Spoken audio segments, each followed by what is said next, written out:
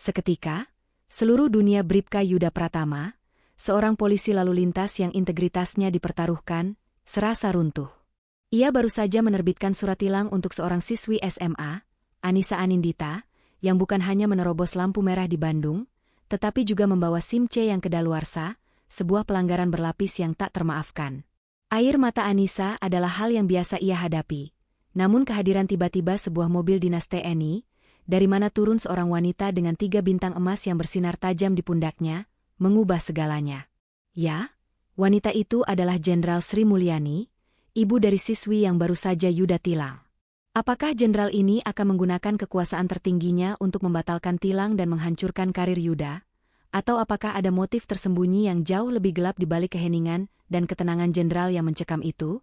Saksikan bagaimana integritas dan hukum diuji, dan mengapa seorang jenderal memilih mempermalukan putrinya sendiri demi sebuah pertunjukan integritas yang lebih besar. Pukul 7:30 pagi, matahari di atas Bandung sudah menyengat, tetapi dinginnya ketakutan menjalar di punggung Anissa Anindita. Motor metik biru muda yang ia tunggangi meliuk-liuk di antara kemacetan Jalan Ahmad Yani. Setiap deru mesin adalah hitungan mundur menuju penghakiman. Anissa, siswi kelas 11 dengan seragam yang sudah dipakai hampir 2 tahun, bukan hanya terlambat untuk ujian perbaikan matematika. Dia terlambat karena semalam suntuk menyusun dosier 80 halaman untuk tugas kelompok sejarah. Tugas itu adalah dalih, alasan, dan sekaligus rahasia berlapis yang ia bawa hari ini. Itu bukan tentang masa lalu yang tertulis di buku, melainkan masa lalu yang sengaja dikubur. Sebuah investigasi amatir mengenai skandal pengadaan alat tempur 3 tahun lalu yang secara samar-samar menyerempet nama atasan tertinggi ibunya. Anissa melakukannya bukan demi nilai, melainkan demi mencari celah, memahami mengapa ibunya, Letnan Jenderal Sri Mulyani, begitu obsesif terhadap disiplin hingga membuat hidupnya terasa seperti barak militer yang dingin. Ia merasa terbebani oleh gelar Putri Jenderal, dan ingin menemukan bukti bahwa bahkan integritas 3 bintang itu memiliki titik buta. Lampu lalu lintas di persimpangan besar itu berubah kuning. Bukan kuning peringatan, tapi kuning yang berkhianat, kuning yang meminta keputusan sepersekian detik. Anissa melihat jam tangannya. Jika ia berhenti, ia akan kehilangan 5 menit berharga. Jika ia menerobos, ia mungkin masih punya peluang untuk memohon kepada guru matematika yang terkenal keras. Sebuah keputusan impulsif, bentuk protes kecil yang tertahan di dadanya, mendorong tuas gas. Motor itu melesat tepat saat warna lampu berubah menjadi merah pekat. Di balik pohon beringin tua, jantung Anissa terasa jatuh ke perutnya. Bribka Yuda Pratama, dengan seragam coklat terang dan rompi hijau stabilo yang terlihat sangat kontras, telah mengawasinya. Yuda adalah seorang pria yang lelah. Bukan lelah fisik, tapi lelah dengan sistem di mana integritas seringkali kalah oleh titipan atau pangkat. Pagi itu, ia bertekad, tidak ada pengecualian. Ia melihat Anissa, seorang remaja dengan wajah panik, menerobos dengan jelas. Yuda segera menghidupkan motor dinasnya. Klakson pendek dan lambaian tangan tegas memanggil Anissa ke tepi jalan. Anissa mematikan mesinnya, tangannya gemetar hebat. Ia tahu ia salah. "Selamat pagi, Dik," sapa Yuda dengan suara yang datar namun formalitas yang menusuk. "Bisa tunjukkan surat-surat kendaraan dan surat izin mengemudi, SIM, C-nya." Anissa hanya bisa mengangguk, terbungkuk di atas stang motornya. Ia membuka jok motor, meraih STNK dan KTP-nya. Tangannya meraba-raba dompet kecilnya. Ada dua kartu SIM di sana. SIM C yang ia miliki sejak satu tahun lalu, yang ibunya minta ia urus sendiri, dan sebuah SIM C lain, milik teman yang ia pinjam untuk berjaga-jaga. Tapi, ia teringat. SIM C yang ia pegang sekarang, yang harus ia tunjukkan, adalah SIM C kedaluarsa yang sengaja ia biarkan begitu. Itu adalah rahasia kecilnya, pelanggaran administrasi pasif yang ia simpan sebagai pengingat bahwa ia bisa tidak sempurna. Ia berbisik, hampir tidak terdengar, "SIM C-nya?" Yuda menatapnya dengan alis terangkat. Anissa tahu, pelanggaran menerobos lampu merah adalah satu hal, tapi pelanggaran administrasi berlapis adalah masalah yang jauh lebih dalam. Anissa menyerahkan dokumennya dengan mata terpejam sebentar. Ia merasa udara pagi Bandung tiba-tiba menjadi sangat tipis. Bribka Yuda menerima dokumen itu tanpa ekspresi. Matanya bergerak cepat memeriksa KTP, STNK, dan kemudian, kartu SIM C yang sedikit kusam. Yuda terdiam sejenak. Pelanggaran lalu lintas adalah hal lumrah. Tetapi SIM C yang kedaluarsa adalah penambahan yang signifikan, menunjukkan bukan hanya ketergesaan, tetapi juga kelalaian yang disengaja. Nona Anissa Anindita. Yuda memulai, nadanya sedikit berubah menjadi lebih berat. Anda tahu bahayanya menerobos lampu merah. Apalagi dengan kondisi SIM C yang sudah kedaluarsa ini? Ini bukan pelanggaran ringan. Wajah Anissa memucat total. Dia tidak menyangka Yuda akan melihat detail sekecil itu, atau mungkin dia berharap polisi itu akan terlalu sibuk dengan lampu merah untuk peduli pada tanggal. Air mata mulai menumpuk di pelupuk matanya. Ini adalah skenario terburuk, denda ganda, dan yang lebih buruk, rasa malu yang tak tertahankan. Maaf, Pak. Saya buru-buru. Tugas sekolah. Keterlambatan bukan alasan untuk melanggar hukum. Potong Yuda, suaranya kini kembali pada profesionalisme yang dingin. Ia mengeluarkan buku tilang berwarna biru. Saya sudah sering berhadapan dengan pengemudi yang menangis. Baik karena takut, marah, atau hanya mencari simpati. Tapi prosedur tetap prosedur. Melanggar hukum lalu lintas adalah pelanggaran serius yang dapat merenggut nyawa. Anda tahu itu. Anissa hanya mengangguk, bahunya mulai bergetar. Dia merasa bodoh. Satu tahun. Sudah hampir satu tahun SIM-nya kedaluarsa, dan dia sengaja menunda perpanjangan. Dulu, ia merasionalisasikannya sebagai perlawanan pasif. Biarlah aku jadi tidak sempurna, pikirnya. Biarlah aku punya satu kelemahan yang tidak bisa ibuku perbaiki dengan telepon tunggal. Tapi sekarang, perlawanan pasif itu berubah menjadi risiko nyata dan hukuman yang memalukan. Rasa malu itu bukan hanya karena ditilang, tapi karena ia akan kehilangan kesempatan perbaikan matematika, yang akan membuat nilainya menjadi B, sebuah aib di mata ibunya yang menuntut skor sempurna. Air mata menetes, membasahi pipinya yang mulus. Yuda, meskipun terbiasa, melihat air mata Anissa. Air mata itu terasa tulus, bukan akting. Ia merasa sedikit iba, tetapi segera menepisnya. Ia harus mempertahankan integritasnya, integritas yang sudah lama ia perjuangkan di jalanan ini. Tolong jangan menangis, Dik. Ini adalah konsekuensi. Sekarang silakan tanda tangan di sini, lalu hadir di persidangan. Anissa mengambil pena dengan tangan gemetar. Saat ia hendak menuliskan tanda tangannya, tiba-tiba, sebuah suara berat yang familiar memanggil namanya dari belakang. Anissa, ada apa? Dari mobil dinas berwarna hijau TNI yang berhenti mulus di sebelah motornya, dengan plat nomor khusus yang mencolok, keluarlah seorang wanita paruhbaya. Ia mengenakan pakaian dinas lapangan, PDL, dengan 3 bintang emas yang memantul tajam di bawah sinar matahari. Letnan Jenderal Sri Mulyani, ibunya. Wajahnya tegas, matanya tenang, tetapi kehadirannya memancarkan otoritas yang membekukan. Anissa terkejut, ketakutan karena ditilang langsung digantikan oleh ketakutan yang berlapis. Ketakutan mengecewakan tiga bintang yang kini berdiri di depannya. Dunia Bribka Yuda mendadak berputar. Ia merasakan darahnya surut ke kaki. Ia telah bersiap menghadapi orang tua yang marah, yang berteriak, atau yang mencoba menyogok. Tapi ia tidak pernah bersiap menghadapi tiga bintang. Seorang letnan jenderal, salah satu petinggi tertinggi di institusi militer negara ini, berdiri tegak di hadapannya. Jenderal Sri Mulyani.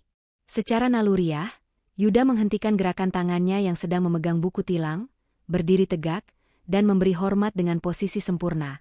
Suaranya berubah gugup. Siap, Jenderal? Selamat pagi, Jenderal. Jenderal Yani mengabaikan Yuda sejenak, membiarkan keheningan yang mencekik menggantung di udara. Ia memeluk Anissa yang langsung menyambutnya dengan isakan keras. Pelukan itu singkat, seolah pelukan seorang jenderal kepada seorang prajurit yang jatuh, bukan seorang ibu kepada anaknya yang ketakutan. Setelah melepaskan pelukan, Ibu Yani memandang Yuda, matanya yang tenang menembus lapisan seragam coklat Bribka. Ada masalah apa, Bribka? Tanya Ibu Yani, suaranya tenang, namun memiliki otoritas yang mematikan. Yuda merasa seperti dipanggang di bawah sinar matahari. Otaknya memerintahkan dia untuk mencari alasan, mencari jalan keluar, membatalkan tilang. Instingnya mengatakan bahwa jika dia menilang Putri Jenderal, karirnya mungkin akan berakhir hari itu juga. Tapi, ia menelan ketakutannya. Ia mengingat tekadnya pagi itu. Ia memilih untuk melawan rasa takut itu. Siap, Jenderal? Mohon izin. Bribka Yuda Pratama dari Satuan Lalu Lintas Bandung. Putri Jenderal, Nona Anissa, melakukan pelanggaran menerobos lampu lalu lintas saat sudah berwarna merah dan SIM C yang ditunjukkan kedaluarsa. Yuda mengucapkan kata kedaluarsa dengan penekanan, sebuah taruhan terakhir pada kejujurannya. Ibu Yani mendengarkan dengan saksama. Ia menoleh ke Anissa, yang masih terisak-isak dengan kepala tertunduk. Benar, Anissa? SIM CMU kedaluarsa? Dan kau menerobos lampu merah. Anissa hanya mengangguk pelan. Rasa malunya kini bercampur dengan rasa pengkhianatan yang samar. Ibunya tidak menanyai Yuda, ibunya menanyai dia di depan umum. Yuda menunggu. Ia menunggu perintah untuk membatalkan, menunggu ancaman terselubung, menunggu kebiasaan buruk yang selalu ia lihat. Tetapi apa yang terjadi selanjutnya justru membuat Yuda terkejut, hingga nyaris tidak bisa bernapas. Ibu Yani menarik napas, lalu tersenyum tipis, senyum yang dingin dan nyaris tidak terlihat. Baik, Bribka. Saya mengerti. Aturan adalah aturan, dan anak saya harus bertanggung jawab atas tindakannya. Yuda tercekat. Ia berpikir, jenderal ini akan membela anaknya, tetapi ternyata tidak. Tugas Anda sudah benar, Bribka. Hukum harus ditegakkan tanpa pandang bulu. Lanjut Ibu Yani, suaranya kini lebih keras, jelas ditujukan bukan hanya untuk Yuda dan Anissa, tetapi juga untuk publik yang mulai memperhatikan. Saya justru menghargai integritas Anda. Pujian itu, dari seorang jenderal, di tengah jalanan yang ramai, terasa lebih berat daripada teguran apapun. Yuda merasakan wajahnya memanas karena bangga yang tak terduga. Dia tidak kalah. Integritasnya diakui. Yuda menjawab dengan antusias, "Siap, Jenderal. Terima kasih. Lanjutkan prosesnya." Anissa, kata Ibu Yani, menatap putrinya dengan tatapan yang lebih menusuk daripada tatapan 100 polisi. Kau sudah besar. Hadapi konsekuensinya dengan berani. Anissa diam, menyadari bahwa disiplin ibunya jauh lebih keras dan lebih memalukan dari yang pernah ia bayangkan. Ia merasa dirinya menjadi panggung untuk pertunjukan integritas publik ibunya. Dengan tangan yang kini lebih tenang, Bribka Yuda menyelesaikan penulisan surat tilang. Ia tidak lagi melihat Anissa sebagai gadis SMA yang menangis, tetapi sebagai subjek hukum yang setara, di bawah pengawasan seorang jenderal yang menjunjung tinggi keadilan. Ia menyerahkan lembar tilang untuk ditandatangani Anissa. Anissa menandatanganinya tanpa protes. Ibu Yani memastikan Anissa selesai menandatangani, lalu menoleh kembali ke Yuda. Bribka, terima kasih atas dedikasinya. Jaga terus kerja jujur dan profesional. Keselamatan jalan adalah tanggung jawab kita bersama. Setelah Yuda memberi hormat terakhir yang tegak, Ibu Yani mengajak Anissa masuk ke mobil dinas. Sebelum mobil bergerak, Ibu Yani melambaikan tangan singkat ke Yuda, yang membalasnya dengan hormat tegas. Di dalam mobil dinas yang berpendingin udara dan sunyi, Anissa duduk di jok belakang yang nyaman, sementara ibunya duduk di depan di samping sopir. Keheningan itu jauh lebih mencekam daripada kebisingan di jalanan. Rasa malu Anissa kini berlipat ganda, tercampur dengan kemarahan. Ia merasa dikorbankan. Mengapa, Ma? Anissa akhirnya bertanya, suaranya bergetar. Kenapa Mama harus melakukan itu di depan umum? Mama bisa saja membatalkannya. Mama Letnan Jenderal? Ibu Yani, tanpa menoleh, menjawab dengan suara yang pelan, nyaris berbisik, tetapi penuh penekanan. Justru karena Mama Letnan Jenderal, Anissa. Ada jutaan, 1 juta, pasang mata melihat. Ada ribuan, 1000, orang di luar sana yang menunggu Jenderal Sri Mulyani menggunakan kekuasaannya untuk melanggar aturan. Integritas itu bukan sekadar kata-kata, tapi pertunjukan. Dan ya, Mama butuh pertunjukan itu. Jawaban itu adalah kontroversi yang sesungguhnya. Ibu Yani mengakui bahwa dia menggunakan putrinya sendiri sebagai alat untuk menjaga citra institusi dan dirinya, menegaskan bahwa integritasnya bernilai lebih tinggi daripada perasaan putrinya. Tapi Mama tahu, Anissa membalas, air mata kembali menggenang. Mama tahu aku benci bayang-bayang ini. Mama membuatku semakin menjadi putri jenderal yang dipermalukan. Ibu Yani akhirnya menoleh. Matanya menatap Anissa melalui kaca spion tengah. Tatapan itu menenangkan, tetapi juga menusuk. Mama tahu kau benci bayang-bayang ini. Tapi Mama juga tahu apa yang kau cari. Anissa langsung diam. Ketakutan baru menjalari dirinya. Maksud Mama? Mama tahu tentang proyek sejarahmu. Tentang skandal pengadaan tiga tahun lalu. Tentang atasan Mama yang dituduh korupsi. Ibu Yani menyebutkannya dengan tenang, seolah membicarakan cuaca. Mama tahu kau begadang bukan hanya untuk nilai A, tapi untuk mencari tahu mengapa Mama begitu keras. Mama tahu kau sengaja membiarkan SIM MU kedaluarsa sebagai bentuk pemberontakan kecil yang bodoh. Rahasia lapisan 2, Anissa telah terungkap. Ibunya tahu, ibunya selalu tahu. Anissa, Mama tidak mempermalukanmu karena Mama tidak mencintaimu. Lanjut Ibu Yani, kali ini dengan sedikit kehangatan yang langka. Mama mempermalukanmu karena Mama melindungi MU. Jika kau tidak bisa menghadapi konsekuensi kecil dari SIM C kedaluarsa, bagaimana kau akan menghadapi konsekuensi dari penyelidikan korupsi yang melibatkan nama-nama besar? Mama mau kau mengerti, dunia yang Mama tempati itu kejam. Mereka akan menggunakan celah sekecil, apapun, termasuk kesalahan kecil Putri Jenderal, untuk menjatuhkan Mama. Atau, yang lebih Mama takutkan, menjatuhkanmu. Ibu Yani membalikkan badan ke depan, menyisakan Anissa dalam dilema baru yang lebih kompleks. Toglav ibunya adalah perisai, bukan sekadar penjara disiplin. Mobil berhenti di depan gerbang sekolah Anissa. Jantung Anissa masih berdebar. Tetapi kini bukan lagi karena takut ditilang, melainkan karena kebenaran pahit yang baru saja ia terima dari ibunya. Ia telah melihat ibunya, seorang wanita militer yang paling ia kagumi dan benci, mengakui bahwa ia harus menjadi sinis dan pragmatis untuk bertahan. Nanti Mama akan mengantarmu ke sekolah, kata Ibu Yani. Tapi setelah itu, kau akan datang ke pengadilan untuk mengurus tilang ini sendiri. Ini pelajaran yang sangat mahal. Baik, Ma, jawab Anissa pelan. Tidak ada lagi protes, hanya kelelahan. Ibu Yani mengangguk, lalu menatapnya melalui kaca spion. Mama tidak memintamu berhenti mencari kebenaran, Anissa. Mama hanya memintamu untuk menjadi lebih cerdas dan lebih sempurna dalam administrasimu. Karena di negara ini, orang baik sekalipun bisa dijatuhkan hanya karena satu tanggal kedaluarsa yang terlewat.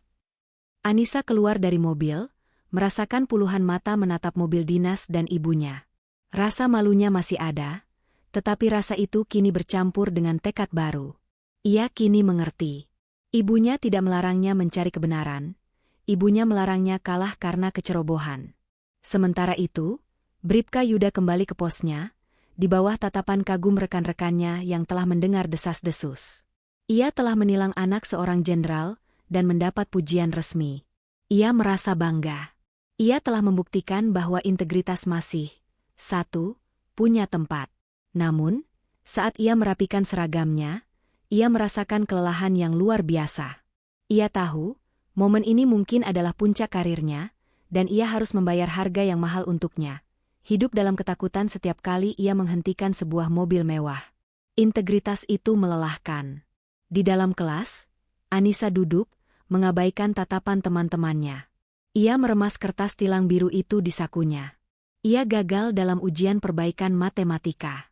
Ia gagal dalam pemberontakan kecilnya. Tetapi, ia mendapatkan kejelasan tentang musuh yang sebenarnya. Musuhnya bukanlah aturan lalu lintas, dan musuhnya bukan ibunya. Musuhnya adalah sistem yang memaksa seorang letnan jenderal untuk mengorbankan putrinya sendiri demi citra yang rapuh. Anissa memutuskan.